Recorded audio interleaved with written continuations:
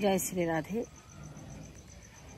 জীবের উদ্ধারের জন্য কে কি রূপে এ পৃথিবীতে বিরাজমান আছেন? প্রথম ভগবান শ্রী বিষ্ণু, তিনি একাদশী রূপে বিরাজমান রয়েছেন। দ্বিতীয় নম্বরে ভগবান শ্রী বাসুদেব, তিনি গীতা রূপে বিরাজমান রয়েছেন। তৃতীয় নম্বরে ভগবান শ্রী জগন্নাথ দেব, তিনি বিভিন্ন বিগ্রহ রূপে বিরাজমান রয়েছেন। চতুর্থ দেবী গঙ্গা, তিনি নদী রূপে বিরাজমান রয়েছেন। পঞ্চম ভগবান শ্রীহরি, তিনি ভাগবত রূপে বিরাজমান রয়েছেন। ষষ্ঠম দেবী মা লক্ষ্মী, তিনি তুলসী বৃক্ষ রূপে বিরাজমান রয়েছেন।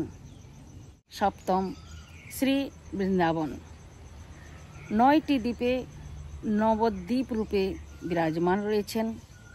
অষ্টম ভগবান শ্রীকৃষ্ণ, তিনি নাম সংকীর্তন রূপে বিরাজমান রয়েছেন।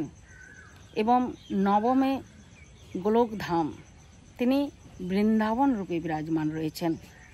এবং 10ম নম্বর হল শ্রী যমুনা দেবী, তিনি নদী রূপে বিরাজমান রয়েছেন।